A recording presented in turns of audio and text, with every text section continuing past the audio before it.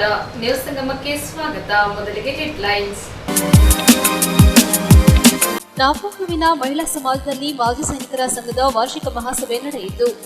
ಕೆಆರ್ಪೇಟೆ ಪಟ್ಟಣದ ಎಂಕೆ ಬೊಮ್ಮೇಗೌಡ ವೃತ್ತದಲ್ಲಿ ಸ್ನೇಹಿತರ ಬಳಗದ ವತಿಯಿಂದ ಕನ್ನಡ ರಾಜ್ಯೋತ್ಸವವನ್ನು ಆಚರಿಸಿದರು. ಅಂತರರಾಜ್ಯ ಬೈಕ್ ಕಳ್ಳನನ್ನ ಬಂಧಿಸುವಲ್ಲಿ ಪಾವಗಡ ಪೊಲೀಸರು ಯಶಸ್ವಿಯಾಗಿದ್ದಾರೆ.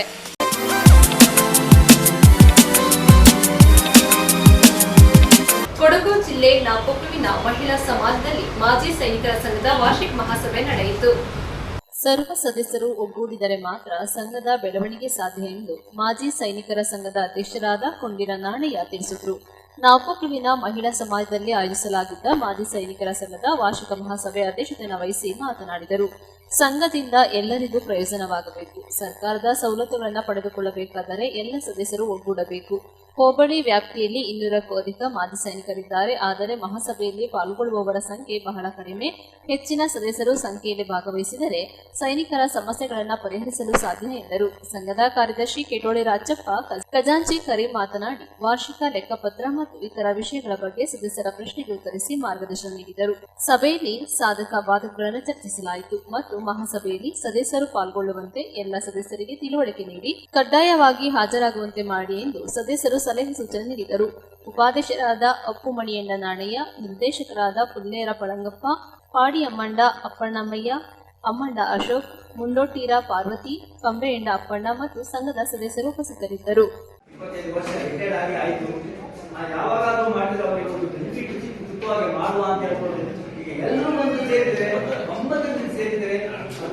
ದೊಡ್ಡ ವಿಷಯ ಏನಲ್ಲ.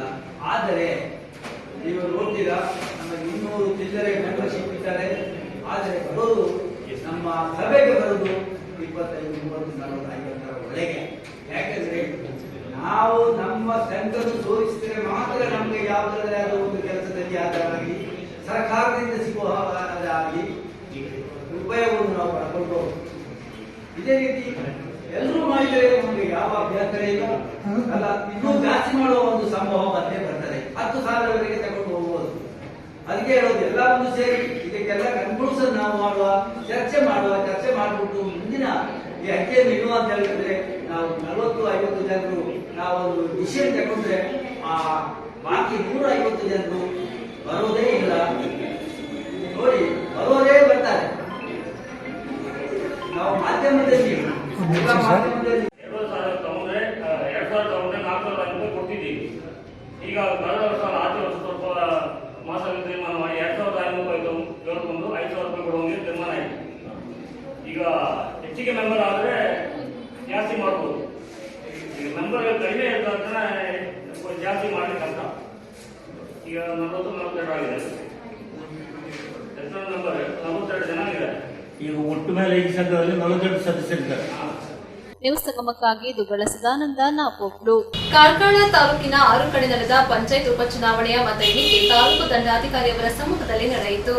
ನವೆಂಬರ್ 23ರಂದು ಕಾರ್ಕಳ ತಾಲೂಕಿನ 6 ಕಡೆ ನಡೆದ ಪಂಚಾಯತ್ ಉಪಚುನಾವಣೆಯಲ್ಲಿ 3 ಕಡೆಗಳಲ್ಲಿ ಬಿಜೆಪಿ ಬೆಂಬಲಿತ ಅಭ್ಯರ್ಥಿಗಳು ಜಯಗಳಿಸಿದರೆ ನೀರೆಯಲ್ಲಿ ಪಕ್ಷೇತರ ಅಭ್ಯರ್ಥಿ ಜಯಗಳಿಸಿದ್ದಾರೆ. 2 ಕಡೆಗಳಲ್ಲಿ ಅವಿರೋಧ ಆಯ್ಕೆ ನಡೆದಿದ್ದು ಸ್ಥಳೀಯ ಪಂಚಾಯತ್ ಚುನಾವಣೆಗಳಲ್ಲಿ ಕಾಂಗ್ರೆಸ್ ಪಕ್ಷವು ಬಲವರ್ಧನೆ ಮಾಡಿಕೊಂಡಿರುತ್ತದೆ. ಬೆಳಗ್ಗೆ 8 ಗಂಟೆಯಿಂದಲೇ ಕಾರ್ಕಳ ತಾಲೂಕು ಮಿನಿ ವಿಧಾನಸೌಧದಲ್ಲಿ ಬಿಗಿ ಪೊಲೀಸ್ ಬಂದೋಬಸ್ತ್ನೊಂದಿಗೆ ತಾಲೂಕು ದಂಡಾಧಿಕಾರಿಯವರ ಸಮ್ಮುಖದಲ್ಲಿ ಮತ ಎಣಿಕೆ ನಡೆಯಿತು.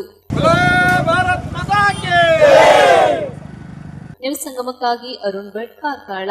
ಕೆಆರ್ಪೇಟೆ ಪಟ್ಟಣದ ಶಿಕ್ಷಕರ ಭವನದ ಪಕ್ಕದಲ್ಲಿರುವ ಶ್ರೀ ಕೃಷ್ಣರಾಜ ಒಡೆಯರ್ ಗೂಡ್ಸ್ ಆಟೋ ಚಾಲಕರು ಮತ್ತು ಮಾಲೀಕರ ಸಂಘದ ವತಿಯಿಂದ ಕನ್ನಡ ರಾಜ್ಯೋತ್ಸವವನ್ನು ಅದ್ದೂರಿಯಾಗಿ ಆಚರಿಸಿದರು. ಆಟೋ ಚಾಲಕರ ಕನ್ನಡ ಪ್ರೇಮವು ಎಲ್ಲರಿಗೂ ಮಾದರಿಯಾಗಿದೆ. ಆಟೋ ಚಾಲಕರು ಕನ್ನಡದ ಕಟ್ಟಾಳುಗಳು ಮಾತ್ರವಲ್ಲದೆ ಕನ್ನಡವನ್ನೇ ಉಸಿರನ್ನಾಗಿಸಿಕೊಂಡು ಬದುಕುತ್ತಿರುವ ಭಾವಜೀವಗಳು ಎಂದು ರಾಜ್ಯ ಆರ್ಟಿಒ ಅಧಿಕಾರಿಗಳ ಸಂಘದ ರಾಜ್ಯ ಅಧ್ಯಕ್ಷ ಮಲ್ಲಿಕಾರ್ಜುನ ಅಭಿಮಾನದಿಂದ ತಿಳಿಸಿದರು. ಕೆಆರ್ಪೇಟೆ ಪಟ್ಟಣದ ಶಿಕ್ಷಕರ ಭವನದ ಪಕ್ಕದಲ್ಲಿರುವ ಶ್ರೀ ಕೃಷ್ಣರಾಜ ಒಡೆಯರ್ ಗೂಡ್ಸ್ ಆಟೋ ಚಾಲಕರು ಮತ್ತು ಮಾಲೀಕರ ಸಂಘದ ವತಿಯಿಂದ ಆಯೋಜಿಸಿದ್ದ ಕನ್ನಡ ರಾಜ್ಯೋತ್ಸವ ಸಮಾರಂಭದಲ್ಲಿ ಕನ್ನಡ ಧ್ವಜಾರೋಹಣ ನೆರವೇರಿಸಿ ಮಾತನಾಡಿದರು. ಆಟೋ ಚಾಲಕರ ಕನ್ನಡ ಪ್ರೇಮವು ಎಲ್ಲರಿಗೂ ಮಾದರಿಯಾಗಿದ್ದು ಕನ್ನಡತನವನ್ನ ಮೈಗೂಡಿಸಿಕೊಂಡು ಕನ್ನಡವನ್ನೇ ಉಸಿರಾಗಿಸಿಕೊಂಡು ಜೀವಿಸುವ ಆಟೋ ಚಾಲಕರು ನಿಸ್ವಾರ್ಥ ಕನ್ನಡ ಸೇವಕರಾಗಿದ್ದಾರೆ ಎಂದು ಅಭಿಮಾನದಿಂದ ತಿಳಿಸಿದರು. ಪುರಸಭೆ ಮುಖ್ಯಾಧಿಕಾರಿ ನಟರಾಜ್, ಪುರಸಭೆ ಸದಸ್ಯರಾದ ಬಸಂತೋಷ್, ಶೀಲನೆರೆ ಗ್ರಾಮ ಪಂಚಾಯಿತಿ ಸದಸ್ಯರಾದ ಸಿದ್ದೇಶ್, ಪುರಸಭೆ ಕಂದಾಯ ಅಧಿಕಾರಿ ರವಿಕುಮಾರ್, ಆರೋಗ್ಯ ಪರಿವೀಕ್ಷಕರಾದ ಅಶೋಕ್, ವಿಶ್ರಾಂತ ಶಿಕ್ಷಕರಾದ ರಂಗಸ್ವಾಮಿ, ಮಾದಯ್ಯ, ದಾಸಿಗೌಡ, ಕೃಷ್ಣರಾಜ್ ಒಡೆಯರ್, ಗೂಡ್ಸ್ ಆಟೋ ಚಾಲಕರ ಸಂಘದ ಅಧ್ಯಕ್ಷರಾದ ರಾಜಯ್ಯ, ಕಾರ್ಯದರ್ಶಿ ಕುಮಾರ್, ಖಜಾಂಚಿ ರಮೇಶ್, ಸಂಚಾಲಕ ಮಂಜುನಾಥ್ ಸೇರಿದಂತೆ ಸಂಘದ ಪದಾಧಿಕಾರಿಗಳು ಹಾಗೂ ಸಾರ್ವಜನಿಕರು ನೂರಾರು ಸಂಖ್ಯೆಯಲ್ಲಿ ಭಾಗವಹಿಸಿದ್ದರು. ಕನ್ನಡ ರಾಜ್ಯೋತ್ಸವ ಕಾರ್ಯಕ್ರಮದ ಅಂಗವಾಗಿ ಸಾವಿರಾರು ಜನರಿಗೆ ಅನ್ನ ದಾಸೋಹವನ್ನು ಏರ್ಪಡಿಸಲಾಗಿತ್ತು. ಎಲ್ಲರಿಗೂ ಕನ್ನಡ ರಾಜ್ಯೋತ್ಸವದ ಶುಭಾಶಯಗಳು. ಕೃಷ್ಣರಾಜ ಒಡೆಯರ್ ಗೂಡ್ಸ್ ಮಾಲೀಕರು ಮತ್ತು ಚಾಲಕರ ಸಂಘದ ವತಿಯಿಂದ ಕನ್ನಡ ರಾಜ್ಯೋತ್ಸವವನ್ನು ಆಚರಣೆ ಮಾಡ್ತಾ ಇದ್ದೀವಿ. ಆಚರಣೆಯ ನಾಲ್ವಡಿ ಕೃಷ್ಣರಾಜ ಒಡೆಯರ್ ಗೂಡ್ಸ್ ಆಟೋ ಚಾಲಕರು ಮತ್ತು ಮಾಲೀಕರ ಸಂಘದ ವತಿಯಿಂದ ಇಂದು 15ನೇ ವರ್ಷದ ಕನ್ನಡ ರಾಜ್ಯೋತ್ಸವವನ್ನು ಆಚರಿಸಲಾಗುತ್ತಿದೆ. ಎಲ್ಲ ಚಾಲಕರು ಮತ್ತು ಎಲ್ಲ ಸರ್ವಧರ್ಮದವರು ಎಲ್ಲ ಒಗ್ಗಟ್ಟಾಗಿ ಈ ಒಂದು ಕಾರ್ಯಕ್ರಮವನ್ನು ಅದ್ದೂರಿಯಾಗಿ ನಡೆಸ್ಕೊಳ್ತಾ ಇದ್ದೀವಿ. ಎಲ್ಲ ನಮಗೆ ಮುಂದಿನ ದಿನಗಳಲ್ಲೂ ಇದೇ ಥರ ಎಲ್ಲ ಜೊತೆಗೂಡಿ ಹೋಗ್ತೀವಿ. ನ್ಯೂಸ್ ಸಂಗಮಕ್ಕಾಗಿ ಡಾಕ್ಟರ್ ಕೆಆರ್ ನೀಲಕಂಠ, ಕೆಆರ್ಪೇಟೆ. ಪೊಲೀಸರಿಂದ ಮಿಂಚಿನ ಕಾರ್ಯಾಚರಣೆ. ಅಂತರರಾಜ್ಯ ಬೈಕ್ ಕಳ್ಳನನ್ನ ಬಂಧಿಸುವಲ್ಲಿ ಪಾವಗಡ ಪೊಲೀಸರು ಯಶಸ್ವಿಯಾಗಿದ್ದಾರೆ. ಇತ್ತೀಚೆಗೆ ತುಮಕೂರು ಜಿಲ್ಲೆಯ ಪಾವಗಡ ಸೇರಿದಂತೆ ಜಿಲ್ಲೆಯ ವಿವಿಧೆಡೆ ಬೈಕ್ ಕಳ್ಳರ ಹಾವಳಿ ಹೆಚ್ಚಾಗಿದ್ದರಿಂದ ಪೊಲೀಸರಿಗೆ ದೊಡ್ಡ ತಲೆನೋವಾಗಿ ಪರಿಣಮಿಸಿತ್ತು.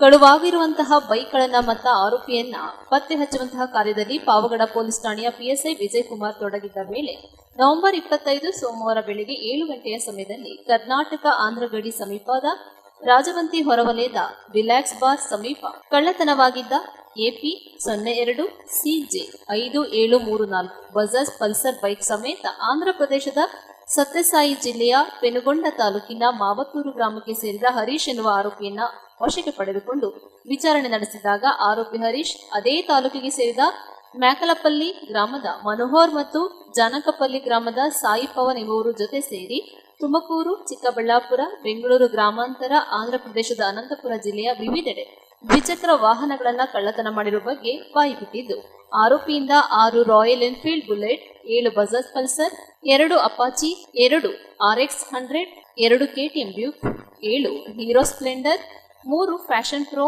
2 ಹೋಂಡಾ ಶೈನ್ ಸೇರಿದಂತೆ ಒಟ್ಟು 31 ದ್ವಿಚಕ್ರ ವಾಹನಗಳನ್ನು ವಶಪಡಿಸಿಕೊಂಡಿದ್ದಾರೆ.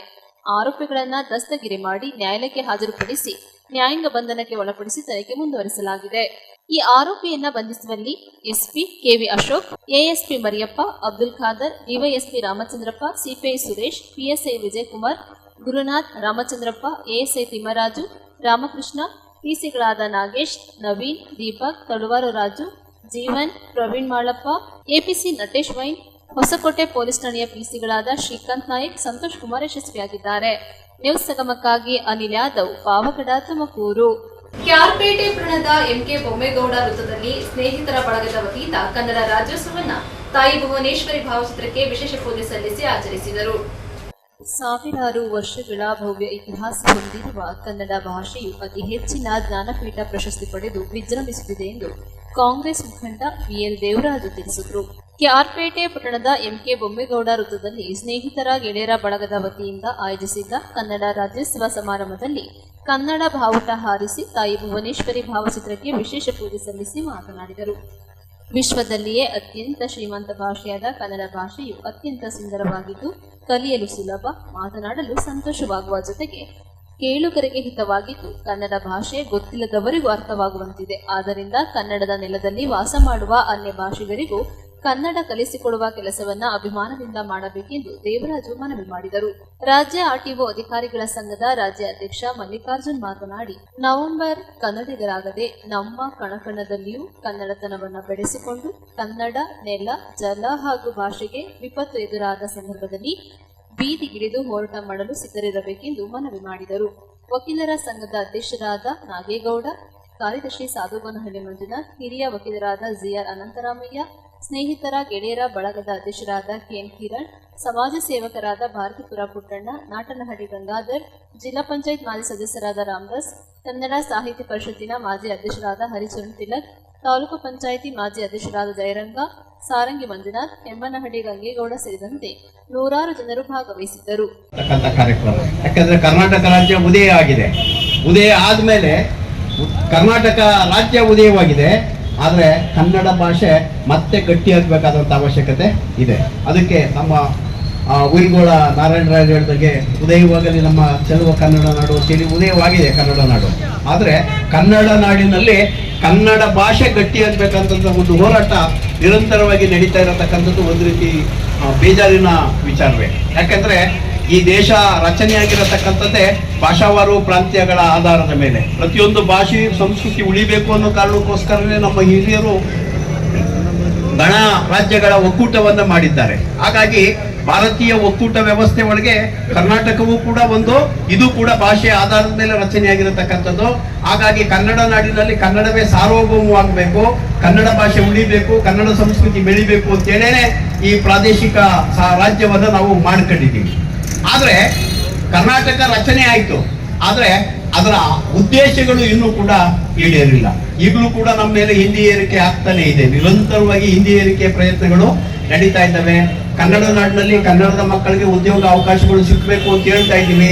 ಸರ್ವಜನಿ ಮಹಿಷಿ ಆಯೋಗದ ವರದಿ ಜಾರಿಗೆ ಇದುವರೆಗೂ ಕೂಡ ಬಂದಿಲ್ಲ.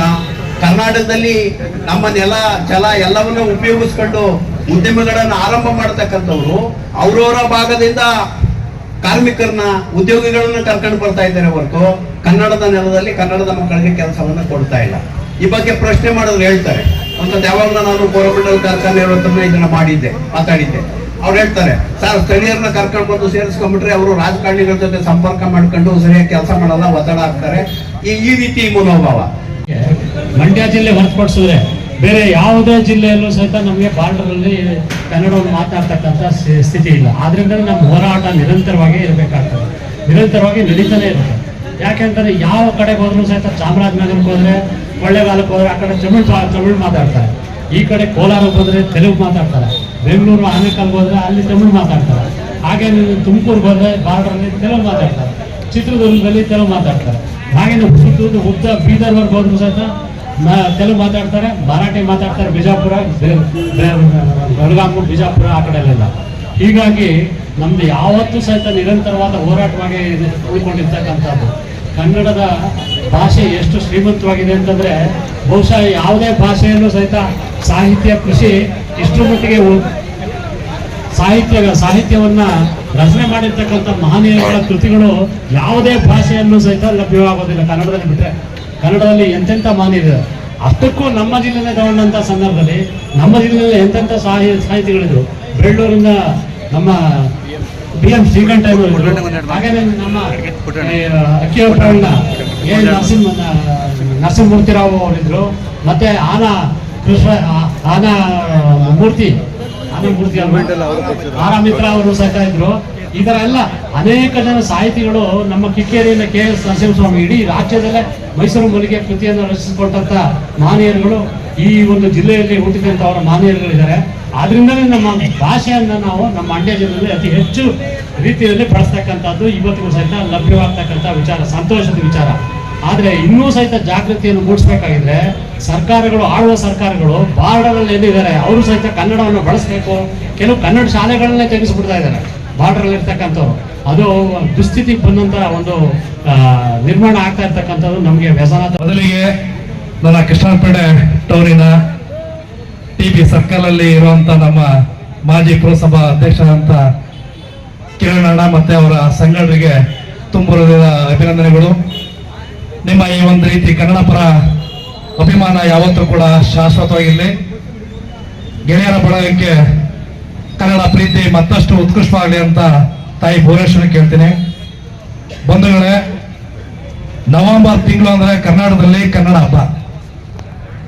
ಆದ್ರೆ ಒಂದು ದುರಂತ, ನಾವು ನವೆಂಬರ್ ತಿಂಗಳು ಮಾತ್ರ ಕನ್ನಡಿಗರಾಗ್ತಾ ಇದೀವ, ಬೇರೆ ವರ್ಷದಲ್ಲೆಲ್ಲ ಕನ್ನಡಿಗರು ಅಲ್ವಾ ಅನ್ನೋದು ಪ್ರಶ್ನೆ.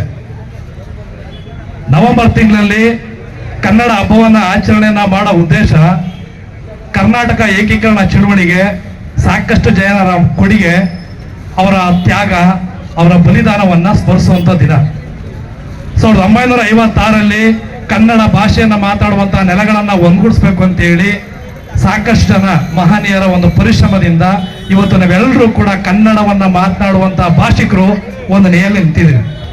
ಅದಕ್ಕೆ ಕನ್ನಡದ ಕುಲ ಪುರೋಹಿತರಂತ ಆಲೂರು ವೆಂಕಟರಾಯರ್ ಇರ್ಬೋದು, ಶಿಕ್ಷಣ ಕ್ರಾಂತಿಯನ್ನು ಮಾಡಿದಂಥ ಡೆಪ್ಟಿ ಚನ್ನಬಸಪ್ಪ ಆಗಿರ್ಬೋದು, ಬೆಳಗಾಮಲ್ಲಿದ್ದು ಕನ್ನಡದ ಪ್ರೇಮವನ್ನು ಬರೆದಂತಹ ಸಿದ್ದಪ್ಪ ಕಂಬಳಿಯವರಾಗಿರ್ಬೋದು, ಇಂಥ ಮಹನೀಯರ ಪರಿಶ್ರಮದಿಂದ ಕನ್ನಡ ಭಾಷೆಯನ್ನು ಮಾತನಾಡುವಂತ ನಾವೆಲ್ಲರೂ ಕೂಡ ಇವತ್ತು ಕರ್ನಾಟಕದ ಒಂದು ನೆಲೆಯಲ್ಲಿ ಅಚ್ಚುಕಟ್ಟಾದಂಥ ಒಂದು ಕನ್ನಡವನ್ನು ಬೆಳೀತಾರೆ.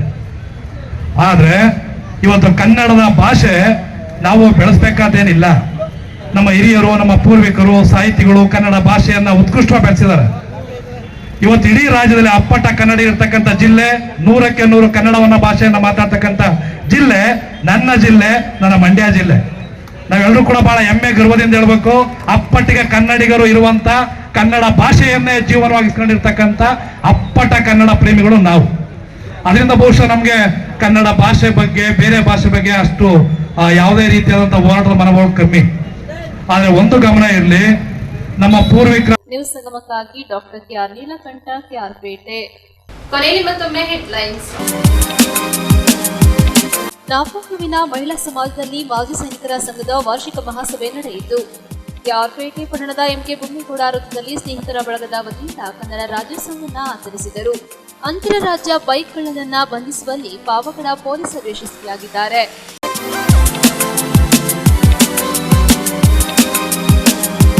ಇಲ್ಲಿಗೆ ನ್ಯೂಸ್ ಸಂಗಮ ಮುಕ್ತಾಯವಾಯಿತು. ಸುದ್ದಿ, ಮಾಹಿತಿ, ಮನೋರಂಜನೆಗಾಗಿ ನೋಡ್ತಾ ಇರಿ ಸಂಗಮ ಟಿವಿ. ವಂದನೆಗಳೊಂದಿಗೆ ಸುಪ್ರೀತಾ ಎಲ್ಎನ್.